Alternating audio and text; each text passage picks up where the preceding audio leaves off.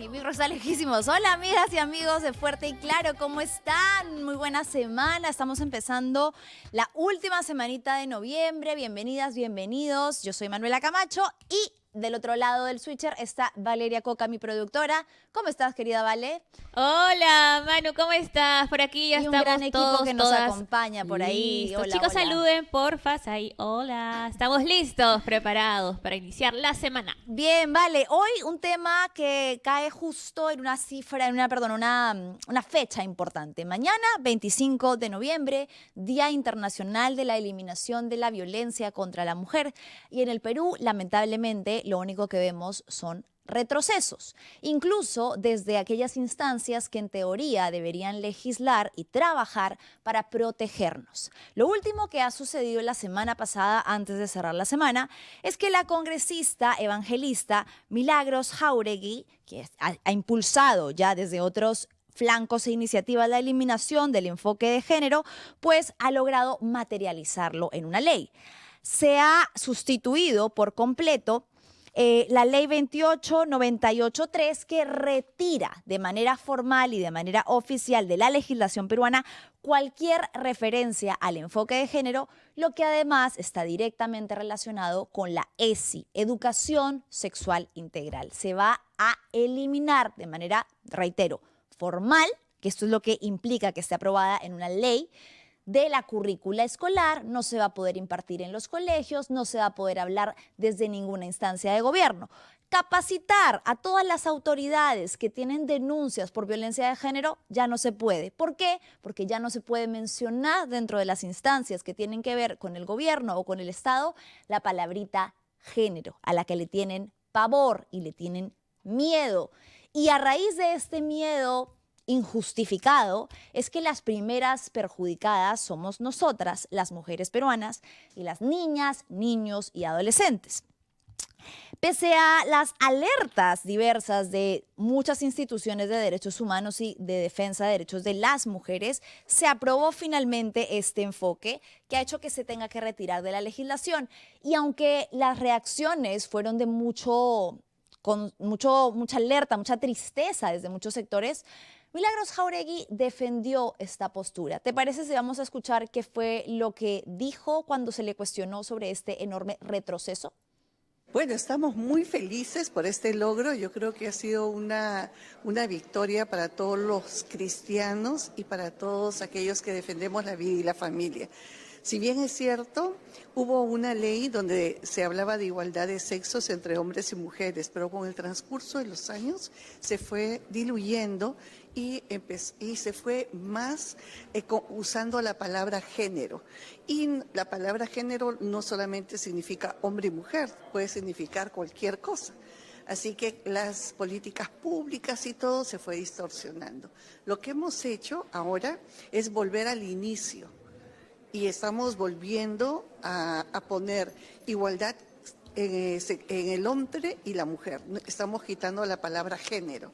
También que los niños puedan ir a la escuela a estudiar científicamente, moralmente, pero no ideologizadamente. Entonces estamos quitando la educación sexual ESI también. Y estamos avanzando un montón porque con esta ley vamos a también prohibir que en el Ministerio, en el Poder Judicial, se hagan entrenamientos y capacitaciones con ideología de género. Estamos volviendo años atrás como si realmente esto no hubiera pasado. Esa es una gran victoria, es una gran victoria. Yo estoy Suficiente. feliz que a ayer ver, pudimos son varias aprobarla. cositas que decir, señora congresista Aguayo. Usted lo ha dicho claramente en sus palabras, ¿no? Estamos volviendo, estamos retrocediendo al inicio. Sí, al inicio de los tiempos. No sé en qué país democrático, en qué estado de derecho, una congresista, una autoridad podría enorgullecerse de estar llevando a los ciudadanos a los que dice representar hacia atrás, el retorno destruyendo todo lo avanzado, llevándose, ¿no?, por delante años de investigación, de trabajo, de especialistas en la materia, para decir usted que está orgullosa de que se elimine en las escuelas la educación sexual integral, partiendo además, y para nadie es un secreto, de una posición meramente ideológica, porque todos sabemos que usted es una pastora evangélica, eso no es un secreto para nadie. Entonces, aquí hay un conflicto claro de intereses porque usted está llevando o aterrizando en un país laico sus creencias religiosas. Y el problema con eso es que, digamos que no tendría, vamos a decirlo, nada de malo, si eso no atentara directamente contra los derechos de las niñas, niños y adolescentes. Hoy vamos a tener una invitada especial, Susana Chávez va a venir para hablar brevemente de este tema también y del retroceso que implica para las instituciones que ven temas relacionados con materia de género, pero una explicación pequeña para entender, ¿no? Cuando se elimina la palabra género del enfoque, se vuelve a una visión binaria.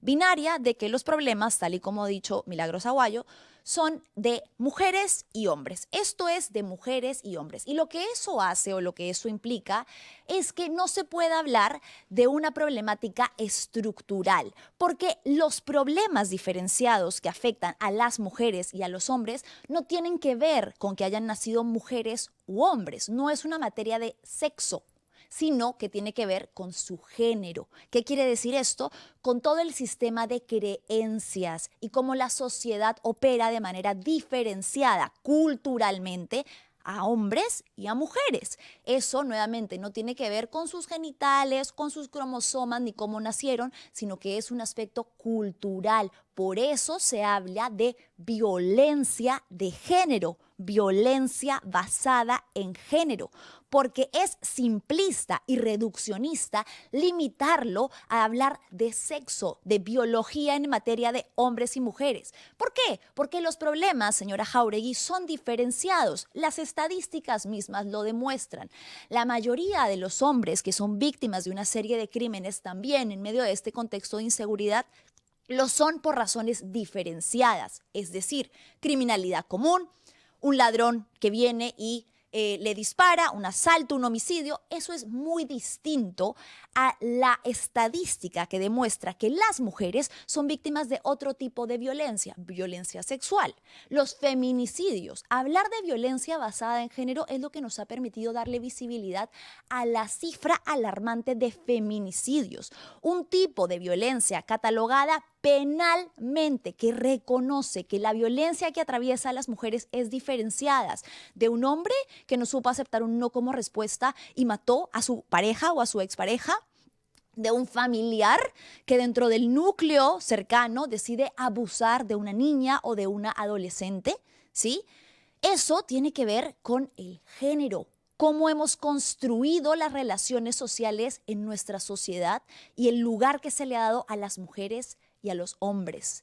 No tiene que ver con que haya nacido mujer u hombre, sino con cómo opera este sistema. Y lo que usted está haciendo es traerse abajo años, décadas de investigación y de avances que han costado muchísimo y que en el país, lamentablemente, ni siquiera con eso aún dan frutos. La violencia es diferenciada y eso está señalado en las estadísticas. Solo viendo los casos de violencia sexual atendidos este año 2025, el 93.3% de casos de violencia sexual son mujeres. El 6.7% lamentablemente también afecta a los hombres. Las edades, señora Jáuregui, ojalá pueda escucharlas porque son alarmantes. De 0 a 17 años es la cifra más grande. El 65.3% de los casos, escuche bien, niñas y adolescentes. La siguiente, de 18 a 59 años, el 34.3% y de 60 años a más, el 0.8%. Esa investigación que se ha venido haciendo desde diversos flancos para reducir, para trabajar, para limitar que esa violencia diferenciada siga creciendo, es lo que usted se está trayendo abajo. Y también eso de lo que tanto dice enorgullecerse, eliminar la educación sexual integral, porque a usted le encanta desinformar, esparcir mentiras sobre lo que es la educación sexual integral. Y eso es lo más lamentable, que conecta con un discurso que lamentablemente a muchas personas les hace sentido, el decir, no, a mis hijos los tengo que proteger. Obviamente, ¿quién no va a querer que protejan a sus hijos? ¿Quién no va a querer que cuiden a sus hijos? Pero lo que usted hace es mentir. Usted les miente porque les dice que la educación con enfoque de género o que la educación sexual integral va a acelerar el inicio de su sexualidad o, como decía el señor Esdras Medina, otro congresista, va a homosexualizar a los niños, y lo dicen sin ninguna prueba, sin ninguna evidencia. La educación sexual integral, más bien, y por el contrario, lo que sí ha demostrado es que puede incidir directamente en la reducción de las tasas, por ejemplo, de embarazo adolescente. Y muchas veces, por su carácter preventivo, también, señora Milagros Jáuregui, muchas veces reducir en la incidencia de casos de abuso sexual al interior de los hogares. Y se lo digo como una sobreviviente de abuso sexual infantil. A las niñas y a los niños hay que hablarles desde que son pequeños sobre el abuso. La educación sexual integral, de manera diferenciada y progresiva, aborda esto también. Al hablarles sobre el abuso, estamos permitiéndonos llegar antes de que sea el abusador la primera persona que les diga: esto es normal, esto es así, esto es un secreto entre tú y yo. En muchos hogares, y usted debería saberlo si es que ha presentado este proyecto de ley, más del 70% los casos se perpetran por personas cercanas. ¿Cómo evitamos entonces que esas personas cercanas no lleguen a ellos, no sean depredadores constantes, si es que nadie les ha dicho, como a mí nadie me dijo, lo que era abuso, lo que se podía y lo que no se podía, lo que alguien debía hacer para cuidarme y lo que era mentira cuando me decía que me estaba cuidando?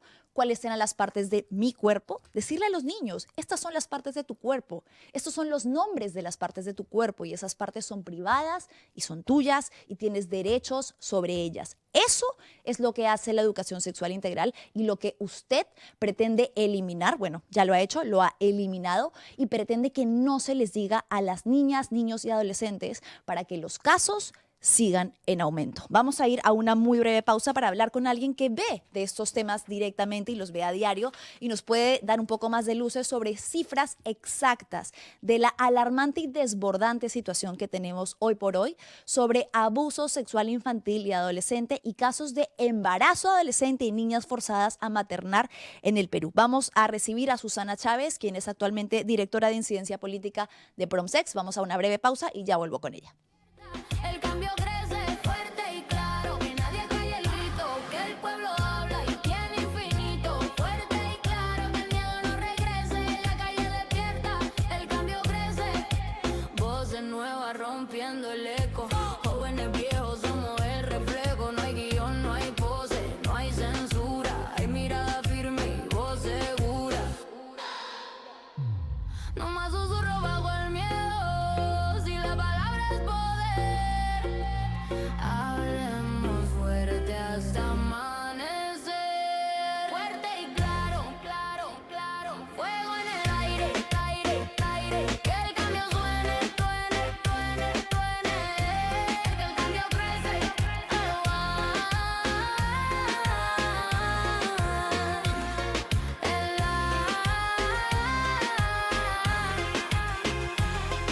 El aire. Ya estamos de regreso con Susana Chávez, directora de incidencia política de Promsex. Susana, muchas gracias por estar acá. Creo que nos une hoy la indignación, además en esta fecha conmemorativa, digamos, previa a un día tan importante para nosotras, y sintiendo como mujeres un retroceso atroz. Sí, no, muchísimas gracias, Manuela, porque además creo que has dado un marco necesario para entender cuál es el impacto real de esta política y lo que ha hecho efectivamente la señora Jáuregui y su grupo y el Congreso que ha tomado esta medida es dejar ciego al Estado. Entonces, un Estado nuevamente que no sabe, inoperante, que no va a abordar los temas de fondo, es dejarnos un Estado absolutamente ineficiente y con muchísimo dinero perdido de por medio. Sí, creo que como yo trataba de graficar un poco, lo que más me duele o me preocupa es que siento que el discurso de estos grupos conservadores miente.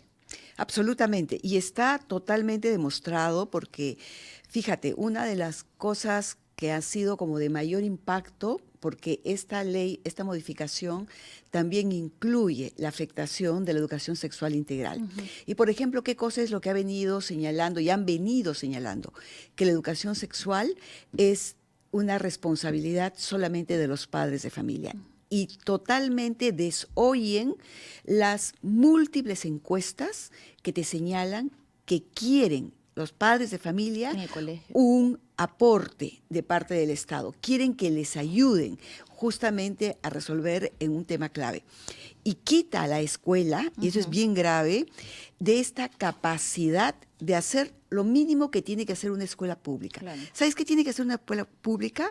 Poner en el mismo piso a niños que tienen recursos como a niños que no tienen recursos. Niñas y niños que puedan venir de distintas historias, pero la escuela es la única loseta que los va a unificar. Claro. Esto es, digamos, difícil cuando uno piensa en Lima, donde hay una segregación enorme y donde vas a tener niños que van a escuelas públicas y privadas. Pero, por ejemplo, cuando tú lo estás en provincias, ¿cuáles son las escuelas que van a acoger a la mayoría de los niños? Son las escuelas públicas. Entonces, ¿dónde estás marcando en dejar sin herramientas a esta escuela?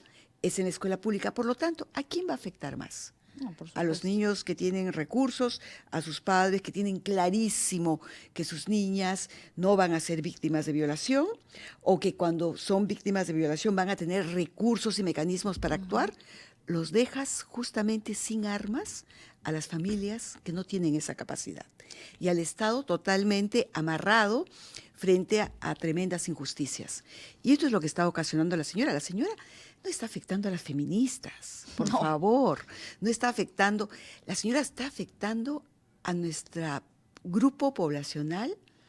Creo que nos debería mover el corazón a todos, a los niños y a las niñas. Sí, claro. O sea, son a los más pequeñitos, a las más pequeñitas y a nuestras adolescentes, que son las que menos acceso tienen a los servicios en general. Claro, es realmente para mí una crueldad lo que Es una hace, que crueldad. parte desde el egoísmo de decir, en mi agenda o en mis propósitos ideológicos, entonces quiero pensar que me traigo abajo aquello que ellos llaman la ideología de género, cuando en materia concreta, como muy bien decía Susana, a quien realmente esto afecta es a las niñas, niños y adolescentes y a las familias.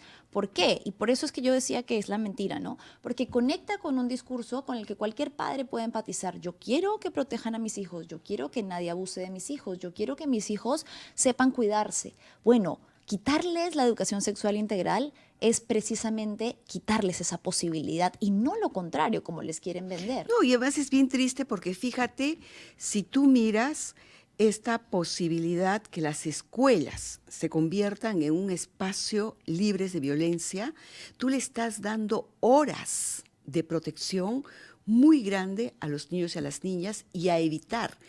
Los patrones de victimización te señalan claramente en qué momento una niña puede ser víctima de violación, un niño también, cuando justamente las personas que más pueden cuidar no están. Claro. Entonces, significa que hay un espacio de desprotección. Pero ¿qué pasa cuando las escuelas también se convierten en espacios de peligros? Y hemos tenido, por ejemplo, en el caso de Condorcanqui, Sí. las escuelas sumamente peligrosas. ¿Y eso por qué es?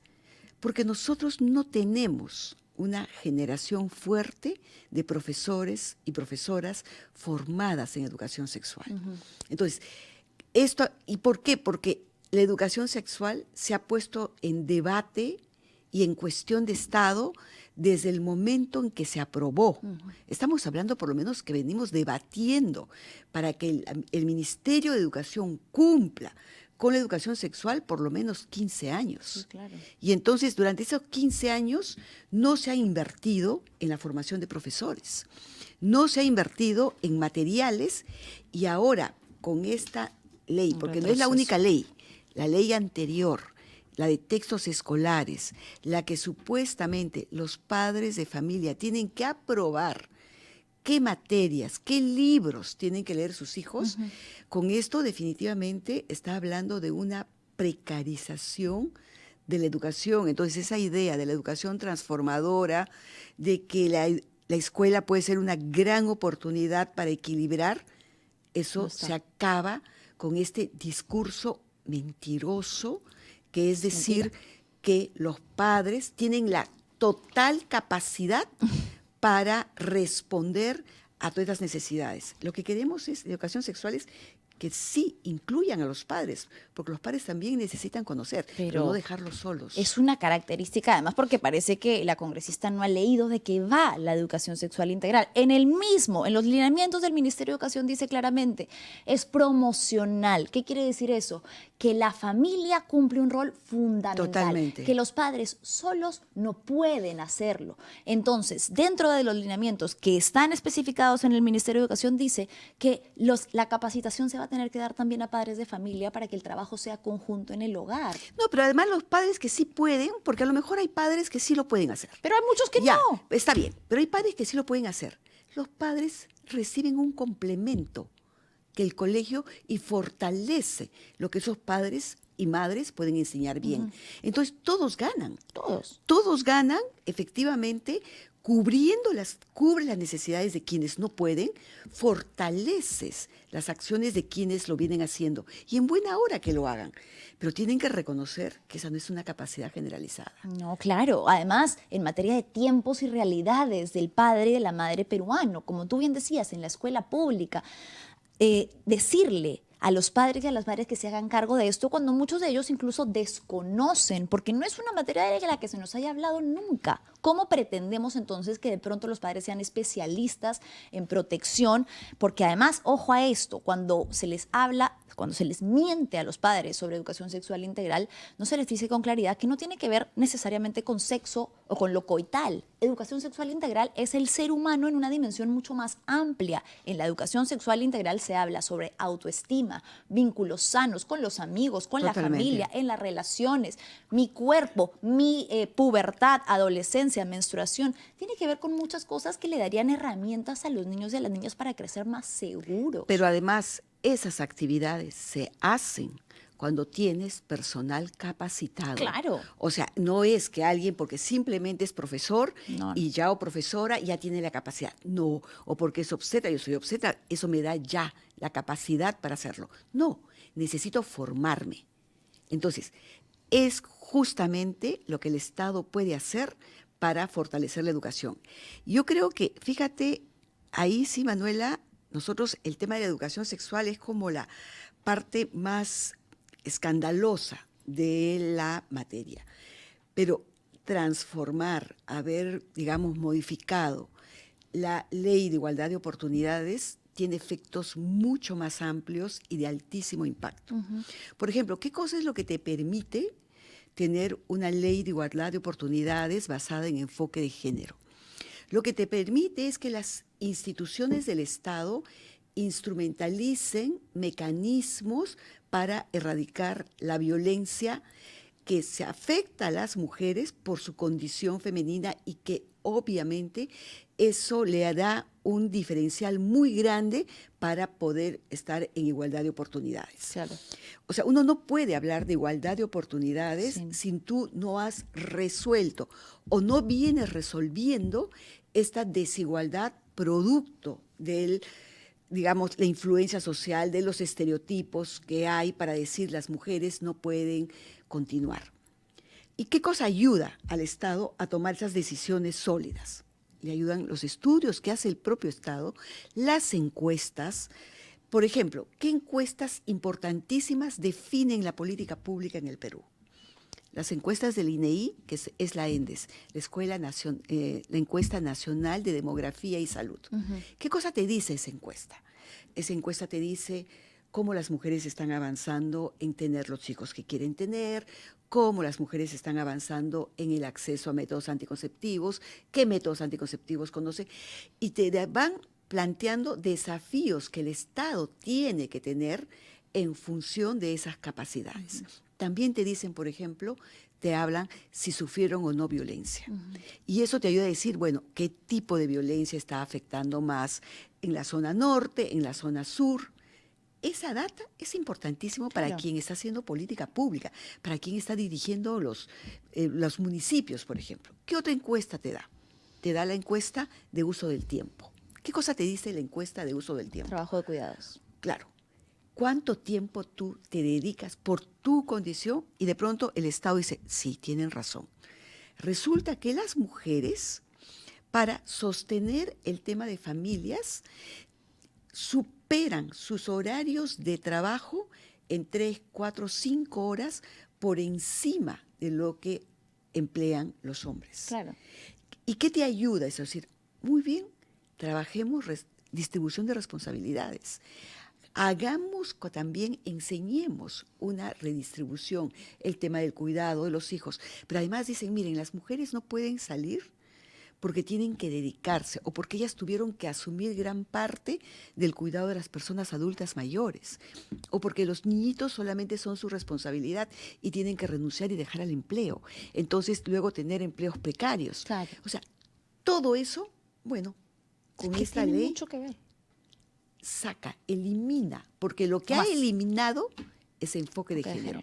Y todos estos estudios tienen que ver con una lógica para identificar específicamente cuáles son las posibilidades y los desafíos que tenemos que hacer para hacer una sociedad más igualitaria. Claro, eso es lo que trataba un poco de explicar, ¿no? Porque habrá quien desde casa diga, bueno, pero es lo mismo hablar de hombres y mujeres y hablar de enfoque de género. Lamentablemente no es lo mismo, porque el hecho de que un hombre ataque a una mujer y no pueda tolerar que ésta termine la relación con él y luego termine matándola, no tiene que ver con que la mujer nació con vulva o que nació con un determinado cromosoma, sino que a ese hombre lo han socializado para creer que tiene un derecho por sobre el cuerpo de la mujer.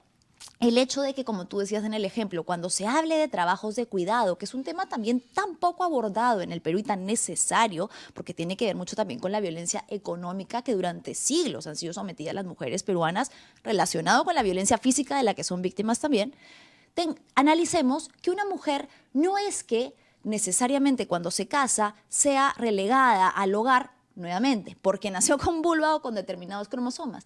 Es porque la sociedad nos ha hecho creer que es la mujer para el hogar y el hombre para el espacio público y el Pero trabajo. fíjate, Manuela, pero ni siquiera eso es real.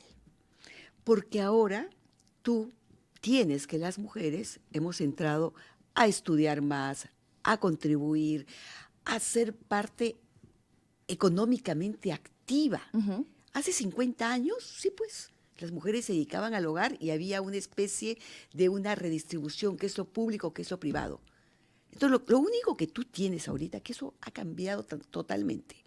Pero ¿qué cosa ha cambiado?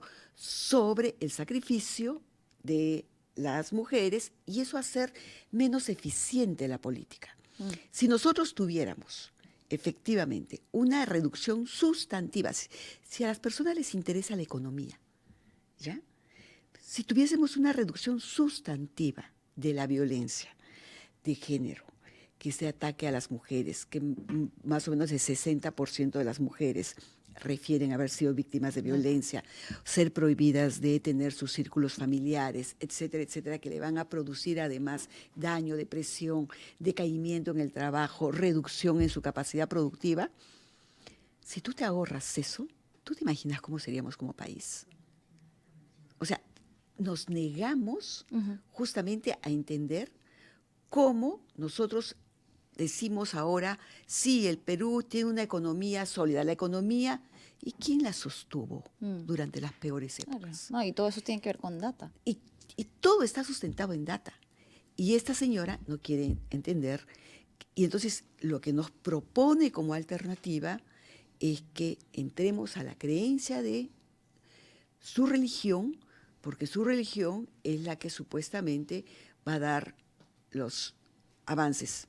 Si tú te acuerdas cuáles eran las declaraciones de la señora cuando hablaba desde su iglesia y el rol que debería tener la mujer. Claro. Yo no quiero ese rol, no quiero que mi hija tenga ese rol. Yo tampoco quiero que sea hecha a imagen y semejanza de su esposo y para servir al marido. O sea, Si usted lo quiere para su vida, eso está perfecto, Eso pero es usted no puede total. legislar en base a esas creencias para el Y resto no- de las mujeres del país. y no puede transformar todos los elementos que el Estado ha tomado por lo menos 40 años para avanzar, para que hoy nosotros disputemos. Creo que es la única época, alguien lo decía que me pareció muy interesante, esta es la única época en que hombres y mujeres estamos disputando por los espacios laborales, casi en la igualdad de condiciones. ¿Eso qué podemos a poder antes? Bueno, no salarial quizás, pero... No salarial, pero estamos disputando y estamos ahí en espacios. O sea, yo no digo que vivimos en la gloria, Claro. pero estamos como avanzando. Y yo creo que todo esto, este mensaje tiene que ver también con una cuestión recontra compleja y difícil, que hay que entender que en la sociedad existen personas que viven con altísima discriminación. No son la mayoría.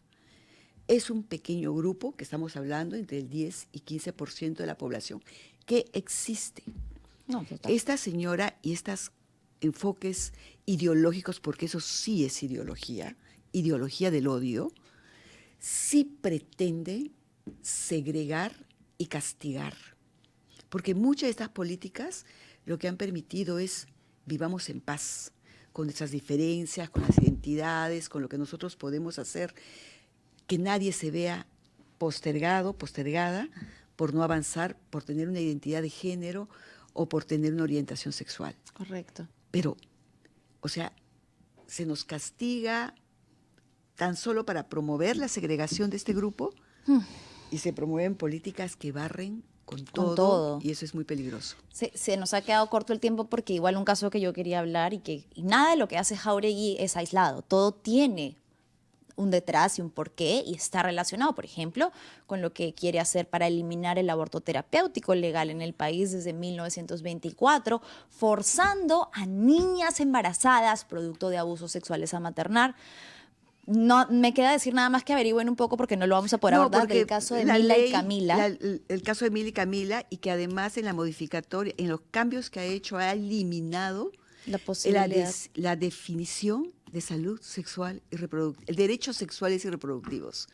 Y eso sí es, mira, ya es terrible. Claro, los niños, las niñas tienen derecho a la indemnidad sexual Así y derecho a es. conocer de sus derechos sexuales y reproductivos, así como nosotras. Sí. Entonces, me encantaría, mira, tenemos para una hora acá, Totalmente. Susana, pero si a la gente le diera tanta alergia, tanto, así les alterara tanto la palabra progreso como les daría la palabra retroceso, perdón, si la gente le tuviera tanta alergia a la palabra retroceso como les da la palabra progreso, entonces quizás podrían darse cuenta que lo que se está haciendo aquí desde el Congreso es querer regresarnos a la época de las cavernas, traerse abajo siglos de lucha de las mujeres. Mi madre no quisiera jamás eso, fíjate, que Nuestras vivió hace abuelas, 50 años, nuestras no mamás, quisiera eso. que marcharon, las mujeres que nos lograron conseguir el derecho al voto, algo tan básico como que podamos asistir a las universidades. No, de verdad, o sea, por lo menos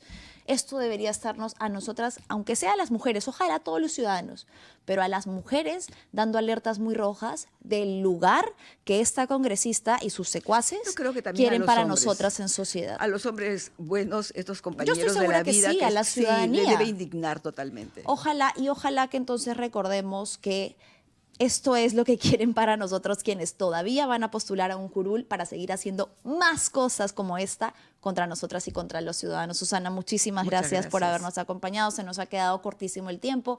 Ojalá mañana, día de la eliminación de la violencia contra la mujer, podamos seguir abordándolo. Con nosotros será hasta mañana. Chau, chau.